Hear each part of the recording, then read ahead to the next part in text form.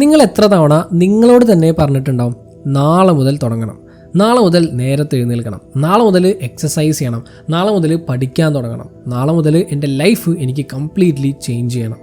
പക്ഷെ എന്താണെന്നറിയില്ല, ഈ നാളെ എന്ന ദിവസം ഒരിക്കലും വരില്ല. അതെന്തുകൊണ്ടാണ്? നിങ്ങൾ ലേസി ആയതുകൊണ്ടാണോ? ഡിസിപ്ലിൻ ഇല്ലാത്തതുകൊണ്ടാണോ? അതോ മോട്ടിവേഷൻ ഇല്ലാത്തതുകൊണ്ടാണോ? നോ, ശരിക്കുള്ള കാരണം ഇതിനേക്കാളൊക്കെ ഡീപ്പായിട്ടുള്ളതാണ്.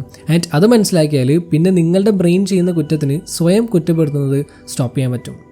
Hello friends, it's me your brother and welcome back to another great episode.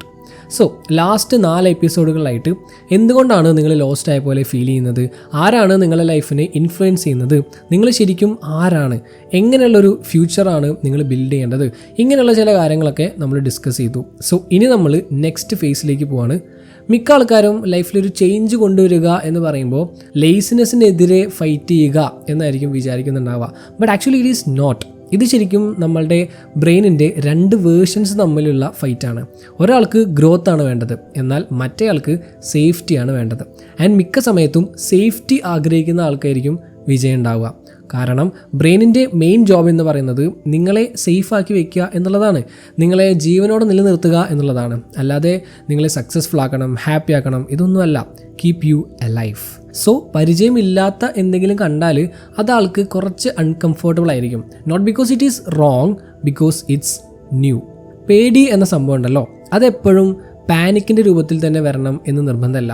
അതിന് ശരിക്കും വേറെയും രൂപങ്ങളുണ്ട്. ലൈക്ക് ഞാൻ അടുത്ത മാസം മുതൽ സ്റ്റാർട്ട് ചെയ്യാം, ശരിയായ സമയം വരട്ടെ, എന്നിട്ട് ആക്ഷൻ എടുക്കാം, ഞാൻ തോറ്റുപോയാൽ എന്ത് ചെയ്യും, മറ്റുള്ളവരെന്നെ കളിയാക്കി ചിരിച്ചാലോ, എനിക്ക് ചിലപ്പോൾ അതിനുള്ള കഴിവില്ലെങ്കിലോ, ഇങ്ങനെയൊക്കെയുള്ള ചിന്തകളില്ലേ, ഇതെല്ലാം പേടിയുടെ രൂപങ്ങൾ തന്നെയാണ്.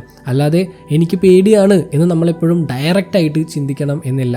നമ്മൾ ഇടയ്ക്കിടയ്ക്ക് കേൾക്കാറുള്ള വാക്കാണ് പ്രാക്ടിക്കലാവ് എന്ന്. അത് പലപ്പോഴും പേടിയുടെ ഒരു റിഫ്ലക്ഷനാണ്. പേടിയുള്ളത് കാരണമാണ് നമ്മൾ അങ്ങനെ പറയുന്നത്.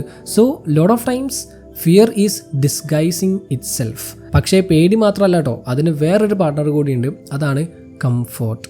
ഇമാജിൻ നിങ്ങൾക്ക് വളരെ പരിചയമുള്ള ഒരു റൂമിലിരിക്കുകയാണ്. റൂം അങ്ങനെ ഭയങ്കര അടിപൊളിയായിട്ടുള്ള റൂമൊന്നും അല്ല കേട്ടോ, അത്ര എക്സൈറ്റിംഗ് ഒന്നുമല്ല. പക്ഷേ നിങ്ങൾക്ക് നല്ല പരിചയമുള്ള ഒരു റൂമാണ്. It is familiar. ഓരോ മുക്കും മൂലയും നിങ്ങൾക്ക് കറക്റ്റായിട്ട് അറിയാം, ഓരോ സൗണ്ടും ഓരോ റൂട്ടീനും എല്ലാം കൃത്യമായിട്ട് അറിയാം. ഇനി ഒരു ദിവസം വേറൊരാൾ നിങ്ങളുടെ ആ റൂമിലോട്ട് വന്നിട്ട് നിങ്ങളോട് പറയാണ്, ഇതിനേക്കാൾ നല്ലൊരു റൂം പുറത്തുണ്ട് എന്ന്. നിങ്ങളപ്പം തന്നെ ആ റൂം വിട്ട് പുറത്തു പോവും? ഇല്ല, ചാൻസ് കുറവാണ്. കാരണം പുറത്തെ കാര്യങ്ങൾ നിങ്ങൾക്ക് അറിയില്ല. അറിയാത്ത കാര്യങ്ങളെ നമുക്ക് പേടിയായിരിക്കും, റിസ്ക് ആയിട്ട് തോന്നും. അതാണ് കംഫർട്ട് സോൺ. ആളുകൾ പലപ്പോഴും കംഫർട്ട് സോണിന് അവരുടെ ഹാപ്പി പ്ലേസ് ആയിട്ട് കാണും. But actually it is not. ചിലപ്പോൾ ആ സ്ഥലം സന്തോഷമില്ലാതെ ജീവിക്കുന്നതിൽ നിങ്ങൾ കംഫർട്ടബിളായി മാറിയ ഒരു സ്ഥലമായിരിക്കാം. And that's different. Think about it. ഞാൻ എൻ്റെ അസിസ്റ്റൻറ്റ് പ്രൊഫസർ ജോബ് റിസൈൻ ചെയ്തപ്പോൾ പലരും എന്നോട് ചോദിച്ചു എന്തിനാണ് റിസൈൻ ചെയ്തത് എന്ന്. അതിൻ്റെ ഒരു കാരണം ഇതാണ്, കംഫർട്ട് സോൺ. ഞാൻ ഭയങ്കരമായിട്ട് കംഫർട്ട് സോണിൽ പെട്ടുപോകുന്ന പോലെ തോന്നി. ചലഞ്ചസ് ഇല്ല, ഗ്രോത്ത് ഇല്ലാത്ത പോലെ തോന്നി. So I switched my career. ഇപ്പോൾ പല ആളുകളും ഇഷ്ടമില്ലാത്ത ജോലിയിൽ തന്നെ തുടരുന്നു, തന്നെ ഡ്രെയിൻ ചെയ്യുന്ന റിലേഷൻഷിപ്പ് കണ്ടിന്യൂ ചെയ്യുന്നു, ലൈഫ് മിസറബിൾ ആക്കുന്ന ശീലങ്ങൾ കൊണ്ട് നടക്കുന്നു. കാരണം ഇതൊക്കെയായിട്ട് അവർ ഭയങ്കര ഫെമിലിയർ ആയി കഴിഞ്ഞു, അല്ലെങ്കിൽ പൊരുത്തപ്പെട്ട് കഴിഞ്ഞു. കാര്യങ്ങൾ നിങ്ങൾക്ക് കറക്റ്റായിട്ട് പ്രെഡിക്റ്റ് ചെയ്യാൻ പറ്റുന്നുണ്ടാവും. അങ്ങനെ പ്രെഡിക്റ്റ് ചെയ്യാൻ പറ്റുമ്പോൾ അത് സേഫാണ് എന്ന് നിങ്ങൾ വിചാരിക്കും. പക്ഷേ ശരിക്കും അത് സേഫ് ആകണം എന്നില്ല. ഇനി ഫിയറും കംഫർട്ട് സോണും അല്ലാതെ വേറൊരാൾ കൂടിയുണ്ട്. എവിടെ പോയാലും നിങ്ങളെ ഫോളോ ചെയ്യുന്ന ഒരു voice, that is self doubt. നിങ്ങളൊന്ന് കണ്ണടയ്ക്കാം, എന്നിട്ടൊന്ന് ഇമാജിൻ ചെയ്യാം, എല്ലാ ദിവസവും ഒരാൾ നിങ്ങളെ ഫോളോ ചെയ്യുന്നുണ്ട്. പുതുതായിട്ട് എന്തെങ്കിലും ചെയ്യാൻ ശ്രമിക്കുന്ന ഓരോ തവണയും അത് നിങ്ങളുടെ ചെവിയിൽ ഇങ്ങനെ പറയാണ്, നീ മിക്കവാറും ഇതിൽ തോൽക്കും, നിന്നെ കൊണ്ടൊന്നും അത് ചെയ്യാൻ പറ്റില്ല, നീ ആരാണെന്നാണ് നിൻ്റെ വിചാരം. ആൻഡ് പോകെ ഇങ്ങനെ പുതിയ കാര്യങ്ങൾ ചെയ്യാൻ ശ്രമിക്കുന്നത് നിങ്ങൾ സ്റ്റോപ്പ് ചെയ്യും. പക്ഷേ ഇവിടെ ഷോക്കിംഗ് ആയിട്ടുള്ള കാര്യം എന്താണെന്നറിയോ? ആ ആൾ ശരിക്കും നിങ്ങളെ ഫോളോ ചെയ്യല്ല, പകരം നിങ്ങളുടെ തലയുടെ ഉള്ളിൽ തന്നെ കഴിയാണ് സെൽഫ് ഡൗട്ട്. സ്വന്തമായിട്ട് എന്തെങ്കിലും ചെയ്യാൻ നിന്നാൽ ഒരു സംശയമാണ്, ശരിയാവൂലേ എന്നുള്ളൊരു തോന്നലാണ്.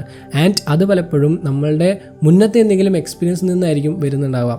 മുന്നേ ചെയ്തിട്ട് തോറ്റുപോയ എന്തെങ്കിലും കാര്യം, അല്ലെങ്കിൽ ഒരു റിജക്ഷൻ, ഒരു വിമർശനം, ഒരു പെയിൻഫുൾ മൊമെൻറ്റ്. ആൻഡ് അത് പിന്നീട് ഒരു ലൈഫ് ലോങ് വിശ്വാസമായിട്ട് മാറുകയാണ്. ഈ ഒരു വോയിസ് എന്തായാലും നമ്മളുടെ മൈൻഡിൽ ഉണ്ടാവും. അത് കോമൺ ആണ്, പക്ഷേ അത് സത്യമാണ് എന്ന് നിങ്ങൾ വിശ്വസിക്കരുത്. ഇപ്രാവശ്യം ചെയ്യുന്നത് കഴിഞ്ഞ പ്രാവശ്യത്തെ പോലെ ആയിരിക്കണം എന്നുണ്ടാവില്ല, ഡിഫറെൻ്റ് ആയിരിക്കും. But you need to try. See, courage അല്ലെങ്കിൽ ധൈര്യം എന്ന് പറയുന്നത് പേടി ഇല്ലാതിരിക്കുക എന്നുള്ളതല്ല, പകരം പേടി ഉണ്ടെങ്കിലും ആക്ഷൻ എടുക്കുക എന്നുള്ളതാണ്.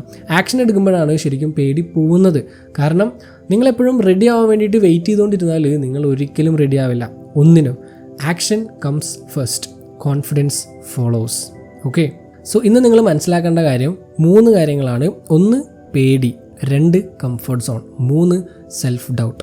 ഈ 3 കാര്യങ്ങൾ ശ്രദ്ധിച്ചിട്ടില്ലെങ്കിൽ നിങ്ങൾക്ക് ഒരിക്കലും നിങ്ങളുടെ ലൈഫ് ചേഞ്ച് ചെയ്യാൻ കഴിയില്ല. That's the reality.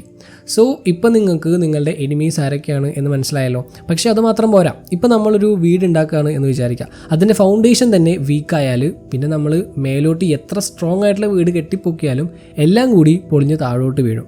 അതുപോലെ തന്നെയാണ് ലൈഫും. നമ്മളുടെ ഫൗണ്ടേഷൻ സ്ട്രോങ് ആവണം. മീൻസ് നമ്മളുടെ പഴയ വീക്കായിട്ടുള്ള ഐഡൻറ്റിറ്റി നമ്മൾ മാറ്റണം.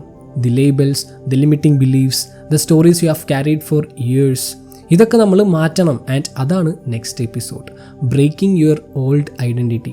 So stay tuned for next episode. Till then, it's me Rohit, signing of.